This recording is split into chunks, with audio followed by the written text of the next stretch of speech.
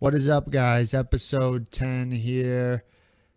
It's been a grip. It's been a grip, as the kids say. It's been a little bit since my last episode. I think my last one was the week before my field work, maybe even sometime around spring break.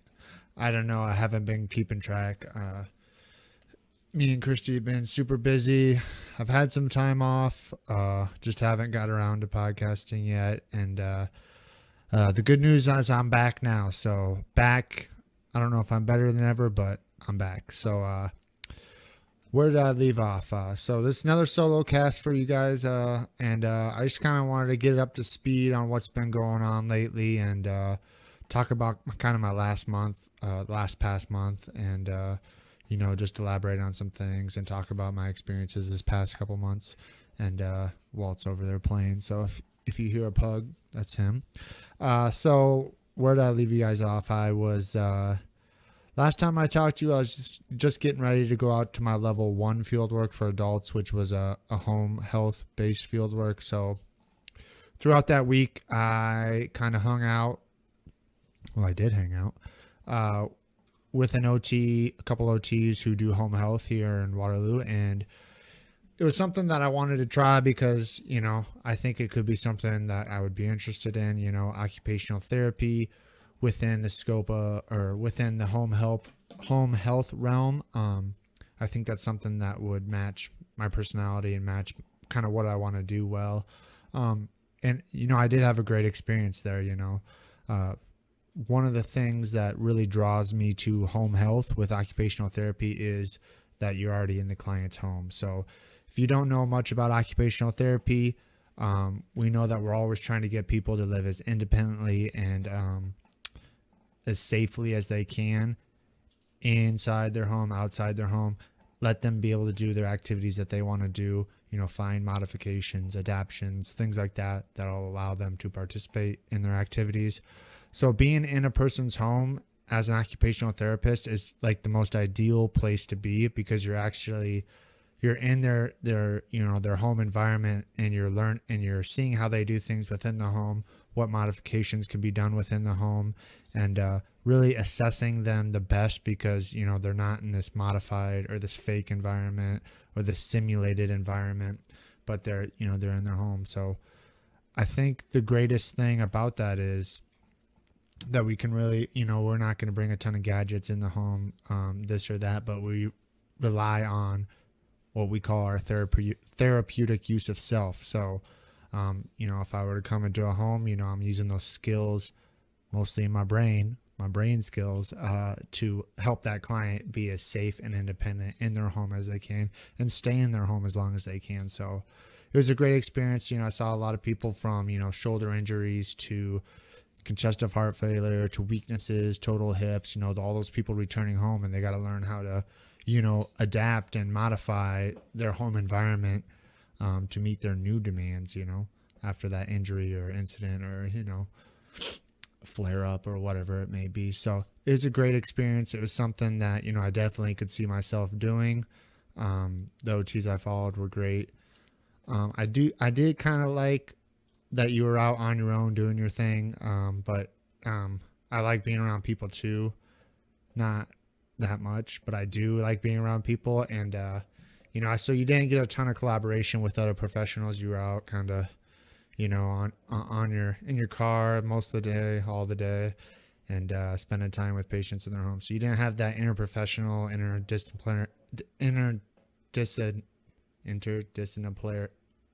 interdisciplinary team approach. I can't even say that. So, you weren't working super close with the PTs, the speech, the nurses. Most of their communication was through notes and emails. So kind of, it would be something to get used to, but I liked it either way. So that was my home health experience. So after that was my last level 1 field work. And straight after that, we had 1 week of class where it was boom, boom, boom, boom, boom, just a full week of class. Nothing crazy, nothing special. A lot going on those last few weeks of class. And then we had 1 week back, and then 1 day back the following week. And then me and I think, 13 other classmates took off to Salt Lake City. So I wanted to talk about national conference for a minute and just give my 2 cents, give my experience on that. So what following, following my home health experience, went to school, then I'm in Salt Lake City for AOTA's national conference, so American Occupational Therapy Association, their national conference, their big party every year. I think there's like between 5,000 and 7,000 OTs there. So it's the 101st year of OT, the existence of OT. So it was a big deal. It was in Salt Lake City, me and 3 other guys, my classmates. We drove down, rented a car. Good 17-hour drive, easy drive though. Got a speeding ticket in Iowa on the way there, but that was neither here nor there. So the conference itself, it was really cool. It was a great experience. I had more fun than I thought I would actually at the conference. So you get there and, the first day, there's all these continuing education courses, 1-2 hour courses, 30-minute courses. There's discussion tables of, current topics here and there. There's like student tracks. So there's all these continuing education courses you can go to. You just, there's an app for it and you can pick which courses you want to go to. So the first day, I think I went to the most, I was fresh, I was ready to roll. And so I went to a bunch of courses. They're courses that there's big PowerPoints, so you can, learn whatever you want to learn, kind of pick which field fits you best and kind of go in that direction. But, it was good and it was exhausting too. But at the same time, you're there with, 7,000, 6,000, however many OTs, and like, you're just surrounded by OTs, and it's nice to be able to talk to people that speak the same language as you, OT language that is, and just be around all those people that are passionate about the profession. So if you're a painter, or if you're a Instagram fitness model, or a DJ or whatever, if you go to a big conference, because there's conferences for everything, there's expos, there's conferences, there's this, there's that. If you go to those and you're just surrounded by those like-minded people, it charges you up pretty quick. So that was definitely the best part. It was just being around all the people, being around all the OTs, and going to the continuing education courses. I'm not going to say I learned anything that really blew my socks off. I learned stuff, and I know I don't know a lot of stuff, but some stuff was over my head. Some stuff was repetitive. Some stuff, there's a few things here and there that I did learn that was really valuable. So the courses were good. Courses are good. I think I went to, 5 or 6 over the 3 days I was there. So we got there. Let's backtrack one day. So we got to Salt Lake City the day before, or actually 2 days before that night. So we got in on a Tuesday night. Conference starts Thursday morning. Got in Tuesday night, stayed at Airbnb, woke up Wednesday, fueled up, and then we went on a little hike. So me and my three guy classmates, we decided to go on a hike in, I think it was Red Pine Lake.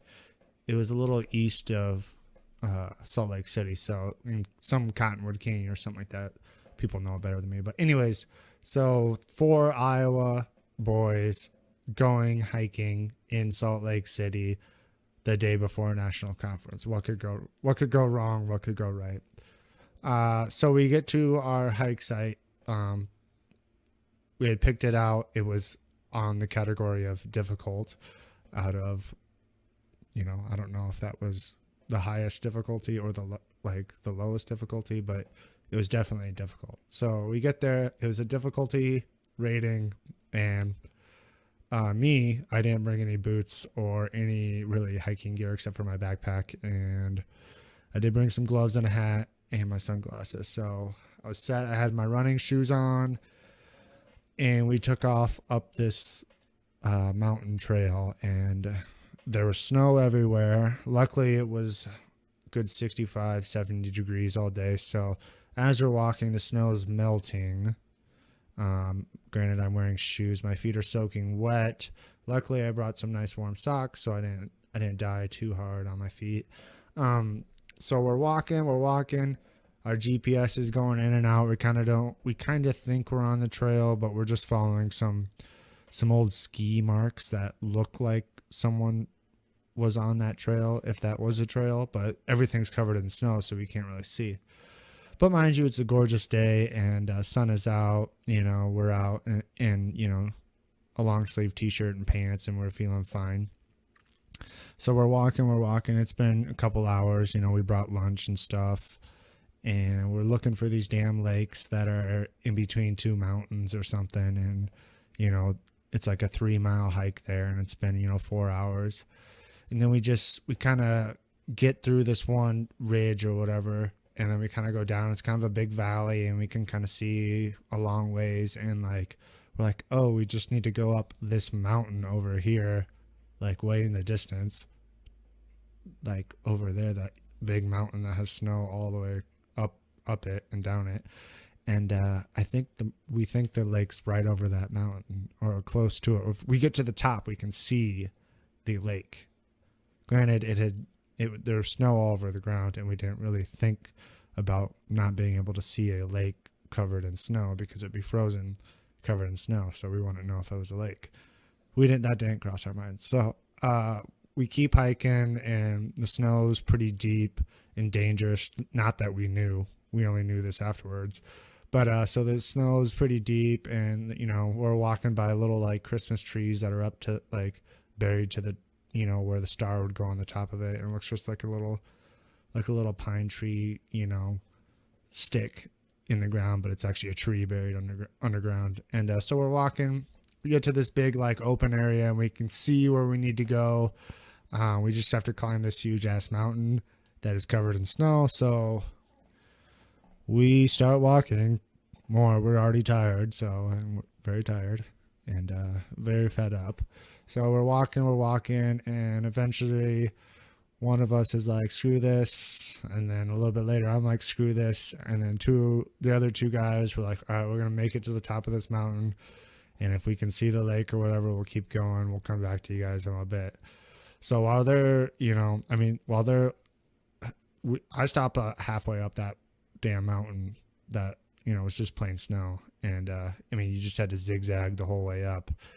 And then so I went back down and hung out with my friend JD because he was out there sunbathing. It was nice. It was 70 degrees. So we stripped down and got some sun and ate some lunch and stuff. And about 30-40 minutes later, the other two came back down and cramping and hungry and pissed off, and one of them made it to the top and couldn't see anything, so they came back. So we all sat there and ate on the mountain for a little bit. It took a few selfies, and we're like, damn, dude, that sucks we didn't see that, but it's still fun because we were on the side of a mountain with no one like within miles from us. So we walked back. It was a lot of fun walking back, and falling on our ass a few times, slipping. It's been sunny all day, so the snow's melting. There's still a lot of snow, but so we're all soaking wet walking through. We get done. We finally make it back. We're exhausted. We're like, damn, dude, that sucked. But it was so fun. And so there's some skiers down by the parking lot, and so we're like, man, we didn't make it there. We made it to this the side of this mountain, and they're like, yeah, you were like still kind of far away. I'm pretty sure it was like a little like west of where you were, or north, or wherever the hell we were. They're like, yeah, you wouldn't even be able to see the lake anyways. And I'm like, oh, okay. And they're like, yeah, not many people hike right now because like the snow is so deep and like so fragile, and there's a lot of avalanches, and like people get trapped underneath the snow all the time. And like we just walked up this huge mountain, and we could have easily fell through the snow and like been trapped.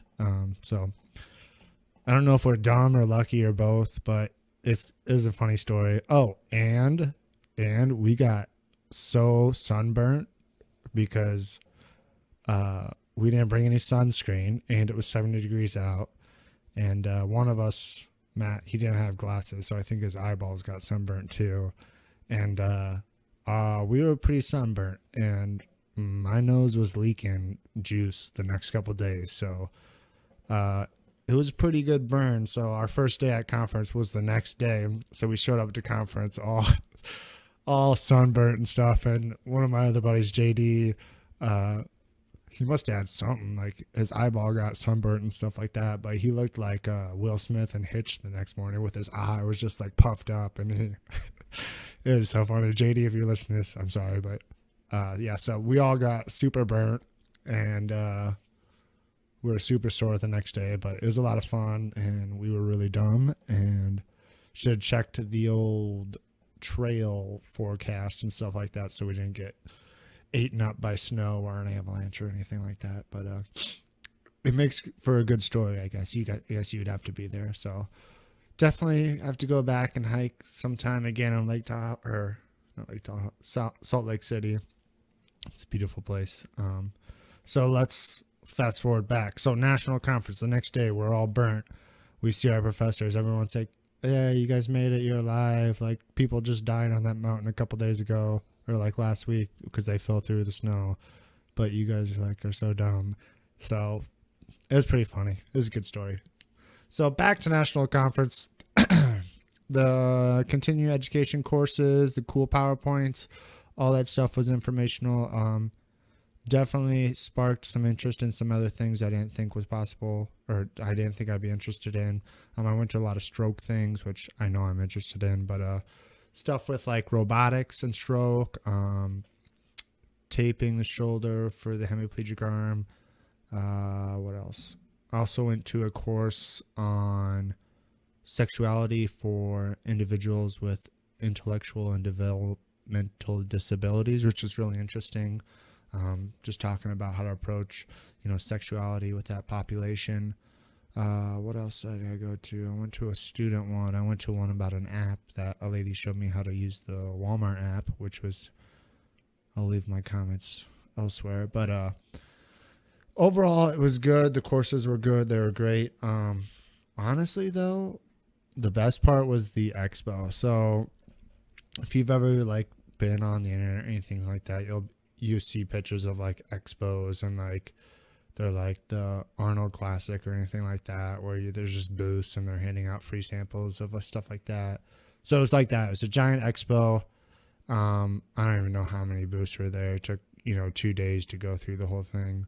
But that was really cool. Everyone wanted to get your email address and phone number and all that information in exchange for some swag or some needless pens and cool things like that, like sticky notes and backpacks and some Kinesio tape and some biofreeze and stuff like that. So there's a bunch of cool stuff. I got a whole bag full of just junk. I don't even know if I'm ever going to use it, but it was cool to get free stuff.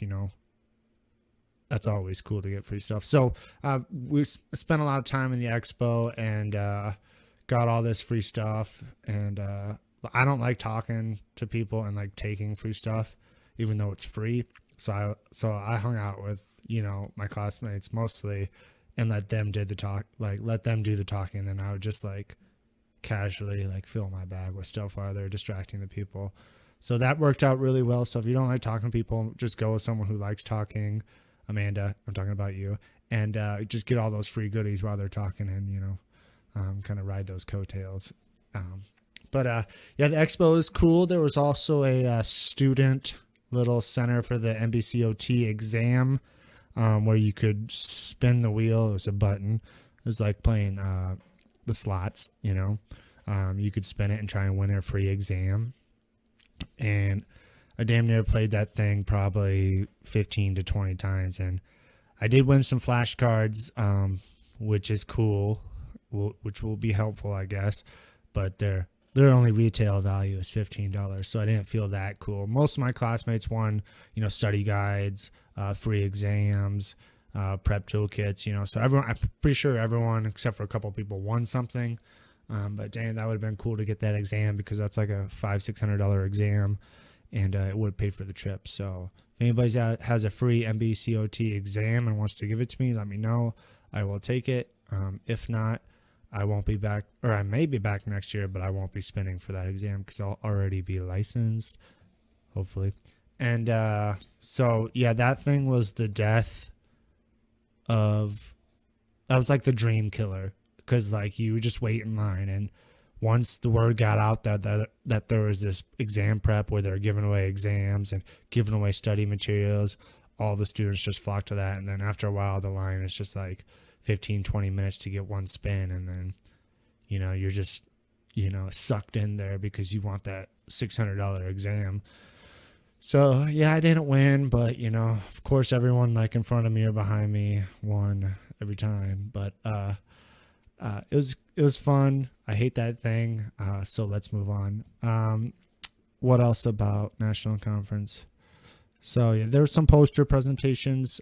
So like what we did for school, we did our research project, and then we put it all on one big poster. I didn't really get into the posters that much. I kind of walked around a little bit, but they're pretty much like mini lectures on like certain research that has been done in the past year, and people are presenting them. So, there'll be 60 or 80 posters out at one time. You just walk around and, oh, this person did a study on this, and this is what they found. So that was one thing that I didn't really get into, but maybe next year if I go, I'll get into it. So the expo, the hiking, the continuing ed. Oh, also we did a little bit of, it was like a game show for national exam questions for our college. Me and 3 other classmates did it, and we didn't win at all. So, but it was still fun to do. It was like, you got the clickers and you have to answer the questions, and the team with the most points wins, X amount off their exam or whatever. So, that was a cool experience to do that. That's about it. Oh, big topic of debate at AOTA, that national conference, is the moving occupational therapy to a doctorate entry level only versus having a 2-point entry level, which it is now. So what that means is, to become an OT, occupational therapist, you have to either have a master's degree or a doctorate degree. So there's master's programs like my program, and then there's entry-level doctorate programs like Drake and St. Ambrose in Iowa.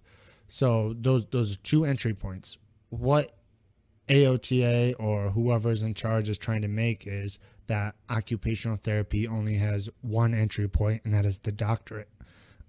When they came about this decision, I think it was in the last 6 months, they announced that they're going to move to the doctorate only program. There's a ton of backlash and, a bunch of, let's not do that. That's wrong. And it was interesting because that conference I had a chance to sit in. They had like a debate pretty much on the big stage. They had 3 people for the doctorate move and 3 people against it. And actually one of our professors was on the panel for being against the move to the doctorate. And, you might be wondering, what does that mean? What is moving a profession to a doctorate level? That sounds like a good idea. What does that mean? Why would you want, why for, why against? So this is just my biased opinion, and this is kind of what I collected over that debate, was that the people that wanted the doctorate degree, or the move to the doctorate only degree, was basically to validate our profession so that we can be sitting at the table with other professions who all have doctorate degrees, so that we can get more research out in the field. What else? Oh, and because most of the master's degrees now are only, a handful of credits away from being a doctorate degree. So why not just make those degrees, or those master's degrees, which are only a few credits away from being a doctorate, why not just make them doctorate degrees? So those are kind of their push. I'm sure there's more, and I'm butchering it, but so the other argument for the 2 points of entry, which I'm in favor of, I am a master's student. The 2 points of entry makes sense to me because especially in our context of rural Iowa, there needs to be more therapists. We have a couple handfuls of counties that have 0 or 1 occupational therapist in it. So within a whole county in Iowa, there could be 1 or 0 occupational therapists in it. And I don't have the map on me, but I know it's an alarming number, up in the teens of counties that only have 1 or 0 occupational therapists in it. So one thought is, keep it at that master's degree, and they'll be able to have more therapists, boom, in and out, boom. Let's get them in, get them out practicing. We need more OTs out there. And this master's, there's nothing wrong with the masters. Let's get good OTs out where we need them. There's a shortage everywhere. Let's just get them out there, because that's what we need. We need OTs, providing service. The second one is we need more OTs. The second one would be the cost is going to be more. I mean, how you want to look at it, it's, we already have enough student debt as master therapists getting our master's degree. Moving to the doctorate seems, from the outside looking in, like a money grab somewhat. If we can get all the credits we need in our master's program to be an OT, why add more credits just to make it a doctorate degree? And it's an entry level doctorate degree. So what we're arguing for is the choice to have that 2 entries in, because it allows those people that want to go into the field of occupational therapy to be a great occupational therapist and provide service to the community. It allows them to do that. It also allows those others that want to be an OT and be a researcher and contribute to, higher education or research or anything like that. It allows them to go back and get their, or if they want to go to their entry-level doctorate, do it that way, or they can get their master's and do a post-professional doctorate. So it just makes sense to have more options. It makes everyone happy, instead of forcing everyone to go through, one channel and be an entry-level doctorate, having that that master's and the entry-level doctorate. Then if you get your master's, you can go to your post-professional doctorate, and that's actually a higher degree than your entry-level doctorate. So it's very interesting debate. And, one of the things that, came up was diversity in the workforce of occupational therapy. And I think one of the doctorate, people said that it would make the workforce more diverse. I have to disagree with that, because if it was an entry-level doctorate, I don't think I would have got into a program. Not that I'm diverse in any way. I'm a white American, but I think allowing that master's degree is going to open up more doors to those people, those B+ students, those grades don't mean as much if you have a passion for what you're doing. That's the way I look at it. So, you can be a B+ student and get into a master's program and still have that passion for helping people, and you can be a great OT. So, most of the diversity coming from the occupational therapy field is from the occupational therapy assistants, which is an associate level degree. So that's a 2-year right out of high school degree. That's where most of the diversity is coming from. It's not coming from those doctorate degrees, Personally, that's just my thoughts on them. So I from what I've heard from my professors, and they kind of have their ear to the ground, it doesn't look like, hopefully it doesn't go through and we can maintain that two entry points for OT. But if it does, we'll deal with it, and we'll see what happens. So I'll keep you guys posted on that. I know they're talking about sending out surveys and things like that.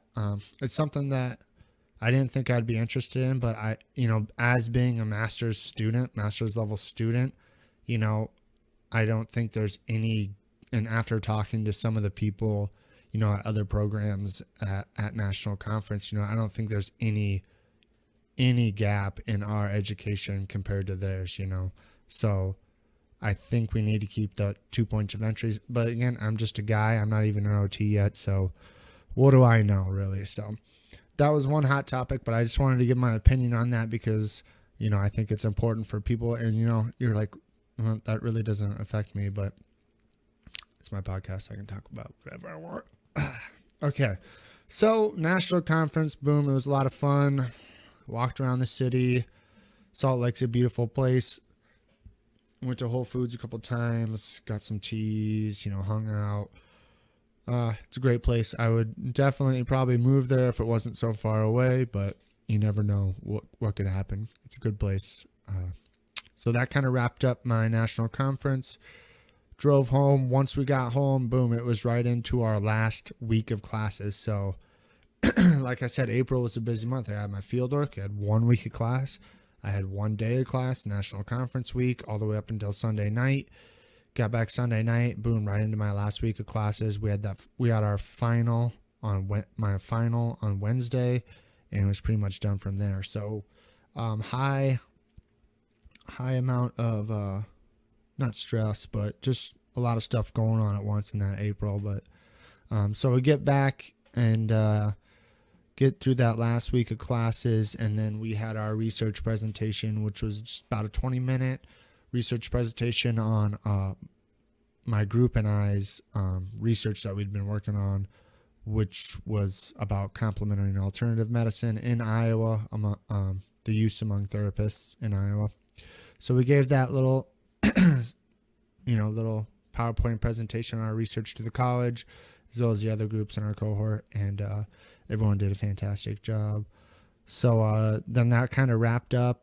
This was it last week was kind of our last real week.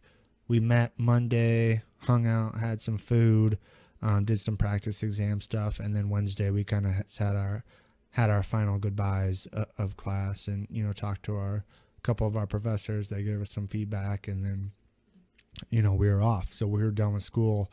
I was done last Wednesday, totally done with school, but I'm not done with my degree yet. So so then we went out that Wednesday night, me and my classmates, and had a lot of fun. I'm going to miss all those guys so much. I have to give a shout out to Mr. William Henninger again.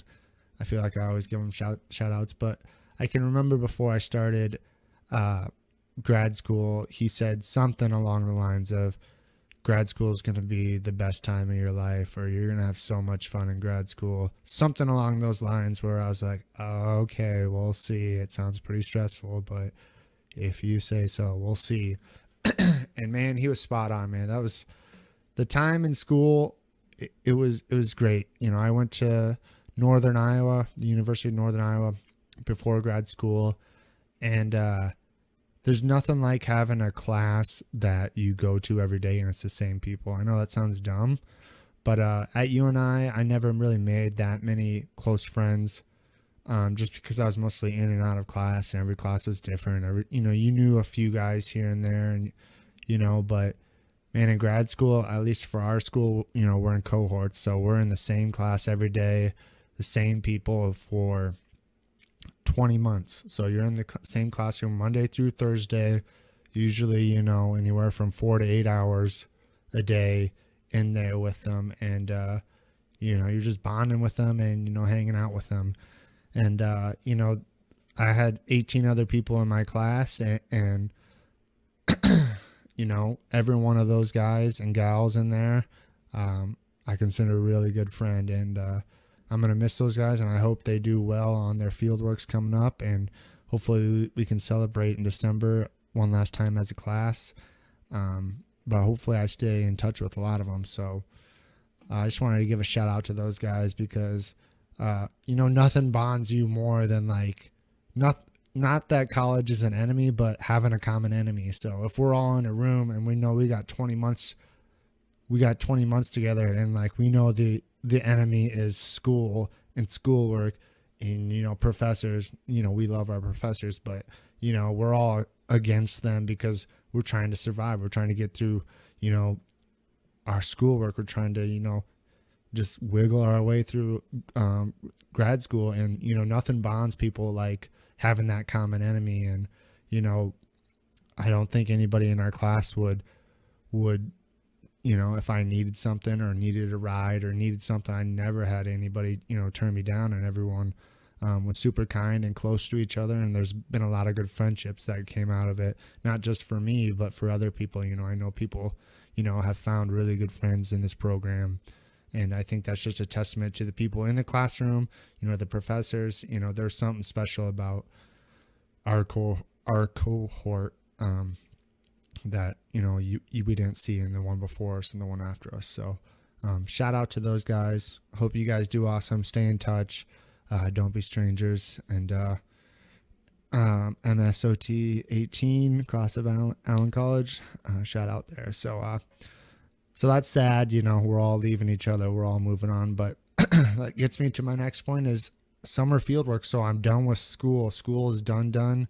No more teachers, no more papers, no more whatever the song goes. School's out for summer. That song, yeah. So no more of that. I still got to report to them. I'm still technically a student. I'm still technically paying $10,000 of tuition for the summer and the fall.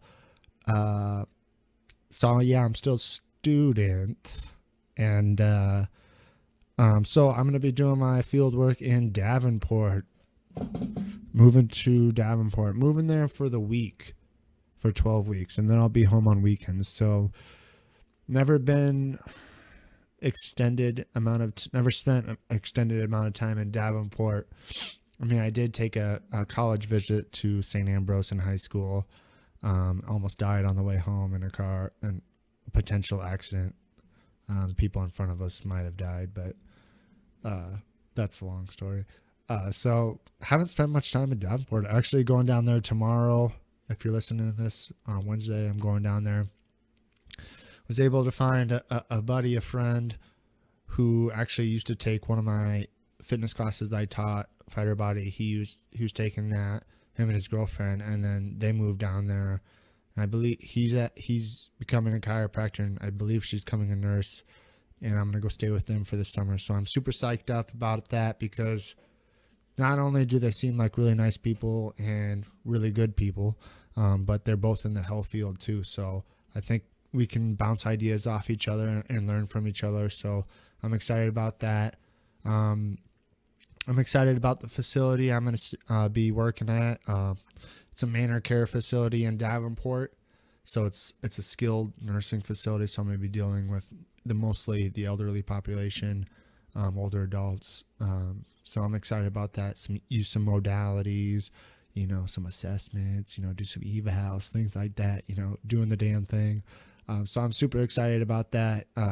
It is going to be hard to be away from the fam, during the week. I will have to be gone Monday through Fridays, but I'm planning on being home Friday nights through Sunday nights at least, and it's going to be tough, because Chrissy just is finishing up with school, and she's going to have the whole summer off, and I'm going to be gone. So it's a tough pill to swallow.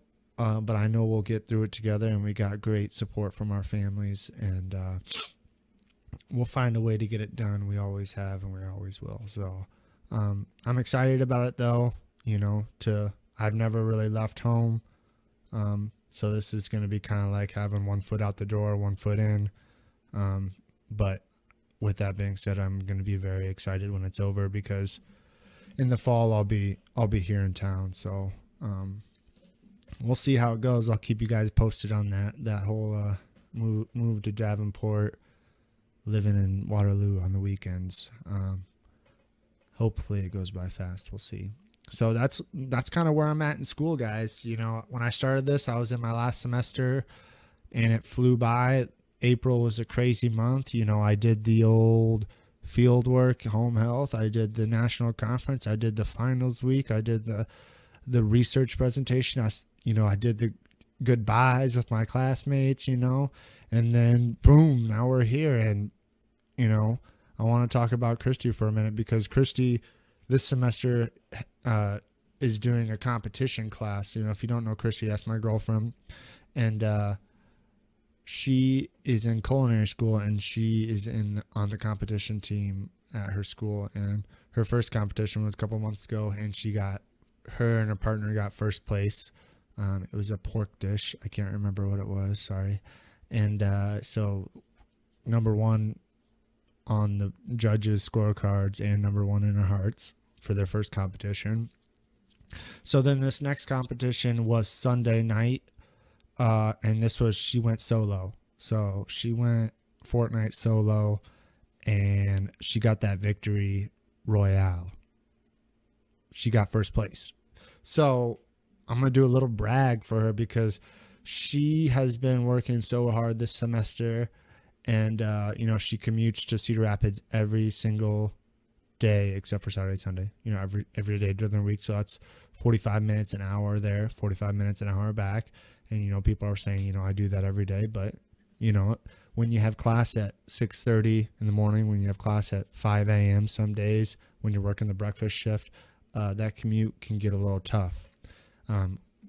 Compile that with when she doesn't get home till 9 or 10 at night, that makes it even more difficult. So it's been a tough semester for her, but let's just I'm talking about this for 1 second. She got first place again this past week in a competition where she went solo. So I believe the competition was the 9th annual Riverside Casino culinary competition, and she got first place in the student category for some island rum cake, which they misspelled on the brochure. They called it run cake, R-U-N cake. It's obviously not run cake, it's rum cake.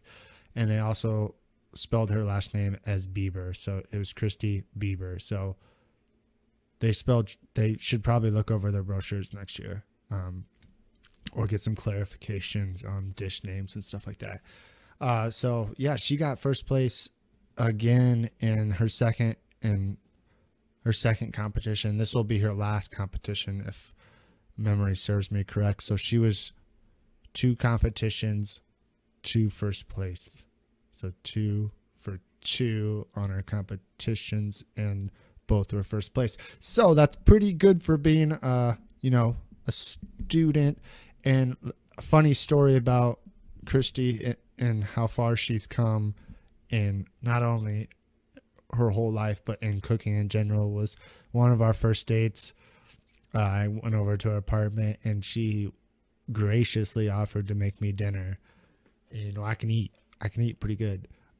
So she made me some spaghetti, and it was the worst spaghetti I've ever had. You don't think you can mess up, a box of noodles that you boil water with, and then, a can of sauce that you heat up on the stove. So you just have to boil water and heat sauce, and then mix those things together and put it on a plate. So she invited me over for dinner, and she's making spaghetti. So I'm like, okay, I like spaghetti. And it wasn't very good. I don't know how you mess up spaghetti, but that first time she made me dinner, she messed up spaghetti. And I'll never forget that, because looking at her now, 2 first place in these competitions. And, they don't even matter to me because I know how hard she's worked. I know she has a passion for it.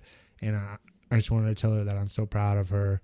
And she's going to be doing great things. I know it, in the world of cooking or anything she chooses. So I just wanted to give her a shout out on all the good things she's doing and how hard she's working. She's putting in 10, 14, 16-hour days in Cedar Rapids consistently over the semester, and she's really been doing good things. So not to get all emotional on her, but she needs that shout out, I think. Shout out to you, Kris.